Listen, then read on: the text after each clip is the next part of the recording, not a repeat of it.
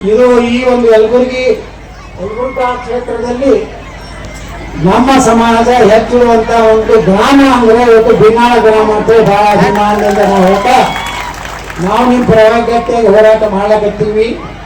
ವಿಧಾನಸಭೆ ಒಳಗನು ಹಂಗೆ ನಮ್ದು ಗದ್ದಲ ನಡೆದಿರ್ತದೆ. ಯಾಕೆ ಹೋರಾಟ ಮಾಡಕತ್ತೀವಿ? ಎಲ್ಲಾ ಸಮಾಜಕ್ಕೂ ನ್ಯಾಯ ಕೊಡ್ರಿ, ಅದು ಕೂಡ ನಮ್ಮ ಸಮಾಜಕ್ಕೂ ನ್ಯಾಯ ಕೊಡ್ರಿ ಅಂತ ಕೇಳಕತ್ತೀವಿ. ಇವತ್ತು ಹಡಪದ ಸಮಾಜಕ್ಕೂ ಪ್ರತ್ಯೇಕವಾದಂತ ನಿಗಮ ಮಾಡಬೇಕಂತ ಹೋರಾಟ ಮಾಡಿದವನು ವಿಧಾನಸಭೆಯಲ್ಲಿ ನಾನೇ. ಎಲ್ಲ ಎಸ್ಟಿ ಸಮಾಜಕ್ಕೆ ಇವತ್ತು ಮೀಸಲಾತಿ ಹೆಚ್ಚಾಗಬೇಕಂತ ಬೊಮ್ಮಾಯಿ ಕಾಲದಲ್ಲೇ ನಾನು ಹೋರಾಟ ವಿಧಾನಸಭೆಯಲ್ಲೇ ಮಾತಾಡೀನಿ. ಇವತ್ತೇನು ಮೀಸಲಾತಿ ಪ್ರಮಾಣ ಹೆಚ್ಚಾಗೋ ಕಾರಣ ಹಾಲಮತ ಸಮಾಜ ಇರ್ಬೋದು, ವಾಲ್ಮೀಕಿ ಸಮಾಜ ಇರ್ಬೋದು, ನಮ್ಮ ಪರಿಶಿಷ್ಟ ಜಾತಿ ಸಮಾಜ ಇರ್ಬೋದು, ಮೀಸಲಾತಿ ವಿಚಾರ ಇರ್ಬೋದು, ಎಲ್ಲದರಲ್ಲೂ ನಾವು ವಿಧಾನಸಭೆಯಲ್ಲಿ ಮಾತಾಡಿದ್ದೀವಿ. ಅದೇ ರೀತಿ ನಮ್ಮ ಸಮಾಜದಲ್ಲಿರುವಂಥ ಬಡವರ ಸಲುವಾಗಿ ಹೋರಾಟ ನಮ್ಮ ಮೃತ್ಯುಂಜಯ ಮಹಾಸ್ವಾಮಿಗಳು ಮಾಡಕತ್ತಾರ. ಯಾವಾಗಲೂ ನೋಡಿ ಬಸವನಿಗೆ ಬಿಟ್ಟೆಲ್ಲ ಮಂದಿ ಇನ್ನು ಮೃತ್ಯುಂಜಯ ಸ್ವಾಮಿಗಳಿಗೆ ಕೂಡಲ ಸಂಗಮದಾಗ ಬರ್ತಾರೆ.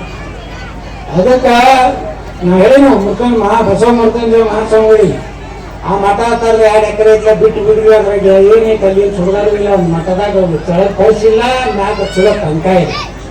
ಆ ಪಂಕ ಯಾವಾಗ ತಲೆ ಮೇಲೆ ಬೀಳ್ತಿದ್ದು ಗೊತ್ತಿಲ್ಲ. ಅದಕ್ಕೆ ಬಿಟ್ಟು ಬಿಡ್ರಿ ಅಂತ ಹೇಳಿ ಬೆಳಗಾವಿ ಧಾರವಾಡದಾಗ ಒಂದು 10 ಎಕರೆ ನಾವೆಲ್ಲರೂ ಏನು ಅನುಕೂಲಿಸ್ತಿದ್ದೇವೆ ನಮ್ಮ ಸಮಾಜನಾಗ ಎಲ್ಲರೂ ಕೂಡ ಒಂದು 10 ಎಕರೆ ಕೊಡಿಸ್ಕೊಡ್ತೀವಿ.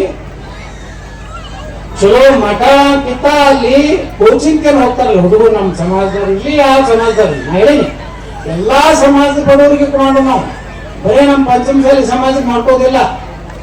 50% ನಮ್ಮ ಸಮಾಜ ಹುಡುಗರು ಕೂಡ 50% ಉಳಿಕಿದಾರೆ.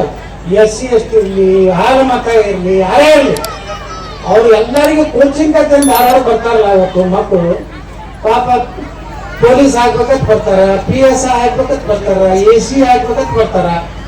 ಅವ್ರಿಗೆ ಒಂದು 1000 ಮಕ್ಕಳಿಗೆ ಒಂದು ಹಾಸ್ಟೆಲ್ ಮಾಡೋನು. ಹೆಂಗೆ ಇವತ್ತು ಕೊಪ್ಪಳದ ಗರಿಮಠ ಸಿಗ್ತದೆ, ನಮ್ಮ ಪೂಜ್ಯರೇನೋ ಅದ್ಭುತ ಕೆಲಸ ಮಾಡ್ಲಕತ್ತಾರ ಈ ಭಾಗದ ಗವಿಸಿದ್ಧ ಮಠದ ನೋಡಿ 5000 ಮಕ್ಕಳಿಗೆ ಶಿಕ್ಷಣ ಕೊಡ್ಲಕತ್ತಾರ. ಇದು ಯಾವ ಸರ್ಕಾರಿ ಯಾರು ಮಾಡ್ತಾರಪ್ಪ? ಇದು ಇದ್ದಿದ್ದವ್ರು ನಾವು ಮಾಡೋ ಮನೋಕ ಗಾನ ಬಿಟ್ಟಿದ್ದು